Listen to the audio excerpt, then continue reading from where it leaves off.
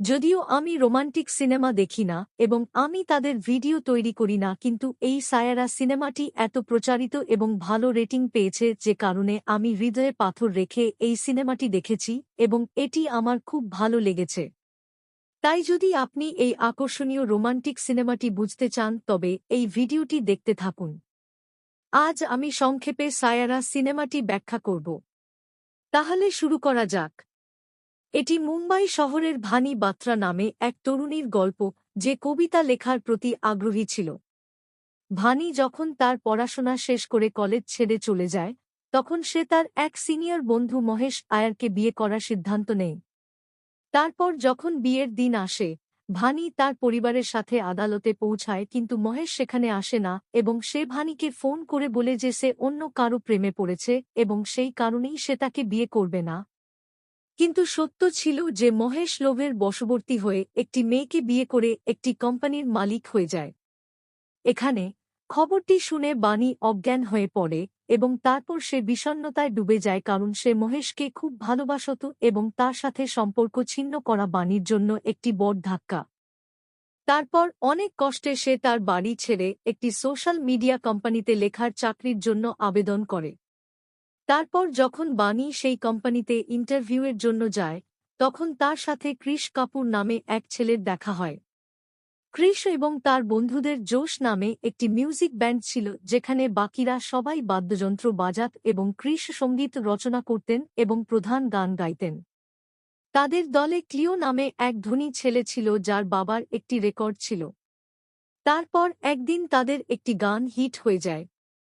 ক্লিওর বাবা একটি social media কোম্পানিকে এটি সম্পর্কে একটি নিবন্ধ লিখতে বলেন, কিন্তু কোম্পানির লোকেরা সেই নিবন্ধে কেবল ক্লিওর প্রশংসা করে, অন্য সদস্যদের বাদ দিয়ে।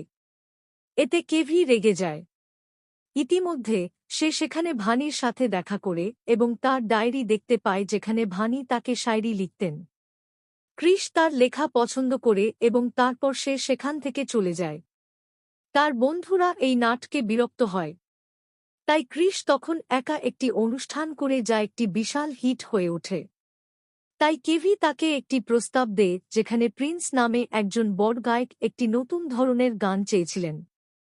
এর জন্য সে অনেক তরুণ ব্যান্ড সদস্যকে তার অফিসে ডেকে পাঠায়। কৃষ সেখানে যায় এবং কাকতালীয়ভাবে বাণীও সেই একই জায়গায় আসে যে প্রিন্সের সাক্ষাৎকার নিতে এসেছিল। তারপর কৃষ বাণীর কবিতা থেকে একটি গান তৈরি করে যা প্রিন্স পছন্দ করে। তারপর কৃষ এবং বাণীর প্রিন্সের সাথে চুক্তি চূড়ান্ত হয়, কিন্তু সমস্যা ছিল যে বাণী তার হতাশার কারণে কবিতার অর্ধেক অংশ ছিঁড়ে ফেলেছিল এবং এখন সে গানের কথা মনে রাখতে পারছিল না। তাছাড়া দুঃখের কারণে সে নতুন কিছু লিখতে পারছিল না। তারপর কৃষ বাণীর অতীতের সামনে আসে যা তাকে খুব কঠোর করে তুলেছিল এবং সে এখনও তা নিয়ে অস্থির ছিল। আসলে কৃষের মা তার শৈশবে মারা গিয়েছিলেন, যার কারণে তার বাবা শোকে মাতাল হয়ে পড়েছিলেন। এই কারণে কৃষ মদ্যপান করে হট্টগোল করত এবং তার বাবা কৃষকে তিরস্কার করত যে সে তার বাবার যত্ন নিচ্ছে না। তাই একদিন সে তার বাবার উপর খুব রেগে যায় এবং তারপর সবার কাছ থেকে দূরে চলে যায়। তারপর বাণী কৃষের সাথে দেখা করে এবং সে তাকে সাহায্য করতে চায়, যার সাথে কৃষ রাজি হয় এবং তার বাবাকে ক্ষমা করে এবং তাকে বাণীর সাথে একটি অ্যালকোহল পুনর্বাসন কেন্দ্রে ভর্তি করে, কিন্তু সেই জায়গায় ফি খুব বেশি ছিল। তারপর কৃষ টাকার জন্য তার নতুন চাকরি ছেড়ে দেয় এবং তার তারকা হওয়ার স্বপ্ন অপূর্ণ থাকে। ইতিমধ্যে ভানি এবং কৃষ একে অপরের প্রেমে পড়ে যান। তাই কৃষের স্বপ্ন পূরণের জন্য ভানি তাকে জ্যাজ ব্যান্ডের তার বন্ধুদের সাথে পরিচয় করিয়ে দেয় এবং এখন সে নিজেও সেই দলে যায় এবং তারা ভয় পায় যে আবারও কোনো ছেলে তাদের মেয়ের সাথে সময় কাটাচ্ছে যারা পরে তাকে প্রতারণা করবে। তাই ভানির মা তাকে অনেক কিছু বলে যাতে সে আবার প্রেম এবং হতাশার ফাঁদে না পড়ে। ভানি ভয় পায় এবং অজ্ঞান হয়ে যায়। এই কারণেই সেই ডাক্তাররা তাকে নিউরোলজিস্টের কাছে যাওয়ার জন্য ডাকেন, অর্থাৎ দিমাতের বিশেষজ্ঞ। এই সময় কৃষকে কাজের জন্য অন্য শহরে যেতে হয়েছিল, যেখানে অনেক ভক্ত কৃষের কাছে পৌঁছানোর সাথে সাথে তাকে ঘিরে রাখে, কারণ তার গানগুলি ভাইরাল হয়। যখন ওয়ানি যদি তার মস্তিষ্ক পরীক্ষা করা হয়, তবে তার গান ভাইরাল হয়। এটি দেখায় যে তার আলঝেইমের রোগ আছে, অর্থাৎ স্মৃতিতে যাওয়ার রোগ, যা প্রায়শই বৃদ্ধদের এবং অনেক পিছনের ক্ষেত্রে যুবকদের, এবং এই রোগটি বাণী নিজের এবং বাণীর বড় ঘটনাগুলিও মনে রাখে না অবস্থান করছিলেন, এবং পরে তিনি অতীত এবং বর্তমান সময়েও বিভ্রান্তির সম্মুখীন হতে চলেছেন। এই রোগের কোনো প্রতিকার ছিল না এবং ডাক্তার বলেছিলেন যে একদিন বাণী নিজেকে এবং সবকিছু ভুলে যাবেন, যাতে তার পুত্রবধূ আবার মুম্বাইতে ফিরে এলে বাণী তাকে তার অসুস্থতার কথা বলার চেষ্টা করে। কিন্তু সে সুযোগ পায় না। তারপর সে এই জিনিসটি লুকিয়ে রাখে যাতে ক্রিস তার কাজ থেকে বিচ্যুত না হয়। এর পরে ওয়ানির জীবনে একই ব্যক্তি আসলে মহেশ এয়ার ওয়ানির সোশ্যাল মিডিয়া কোম্পানির সাথে কিছু কাজ করছিলেন, কিন্তু তাকে দেখে পুরনো ক্ষত নতুন হয়ে যায়। এটি তার রোগের উপর খারাপ প্রভাব ফেলে এবং এখন সে অনেক বিরক্তিকর শুরু করে। তারপর একদিন ক্রিস একটি শো সম্পর্কে কথা বলতে শুরু করে, তাই সে এটি সম্পর্কে কথা বলতে শুরু করে।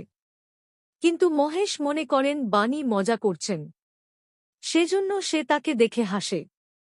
তারপর বাণী খুব রেগে যায় এবং সেই পার্টিতে চমক দেখাতে শুরু করে, যার কারণে তাকে সেখান থেকে তাড়িয়ে দেওয়া হয়। তারপর ক্রিস তাকে ডাকলে সেই দলের একজন কর্মী তাকে ওয়ানির কাজ বলে।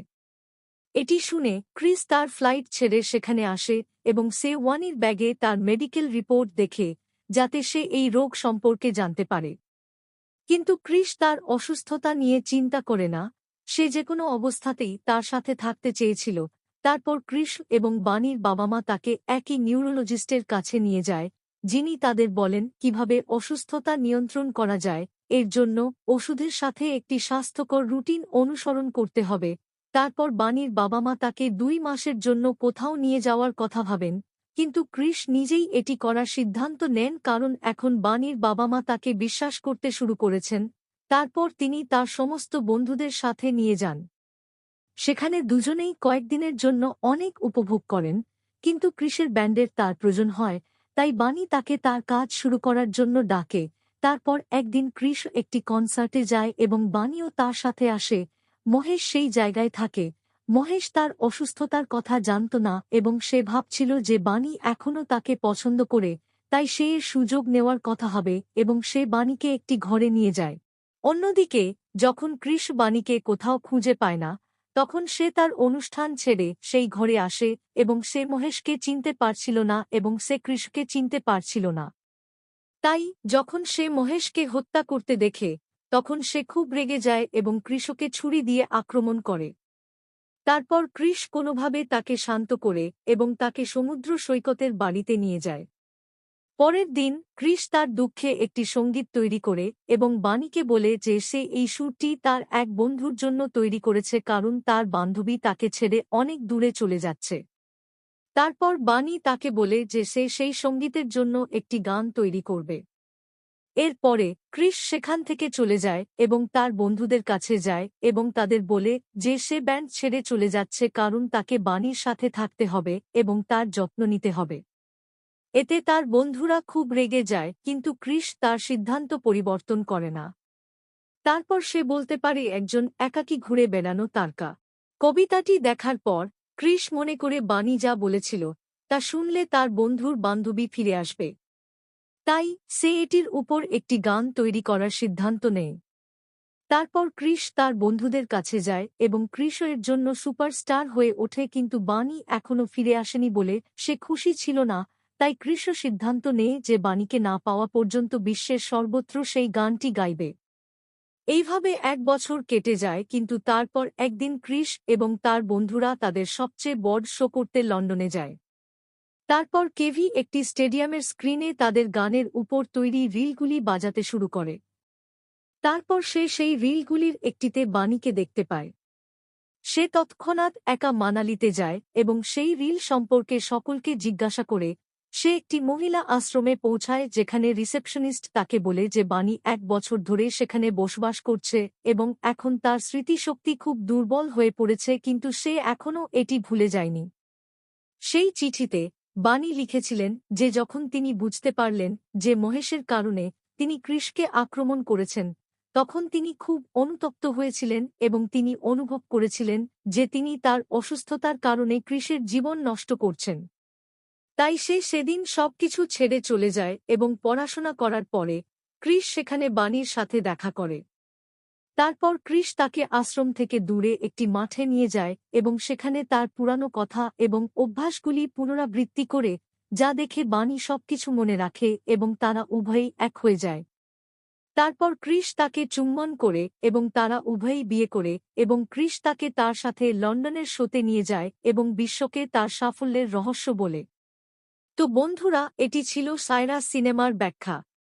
যদি আপনি এই ভিডিওটি পছন্দ করেন তাহলে লাইক করুন এবং সাবস্ক্রাইব করুন।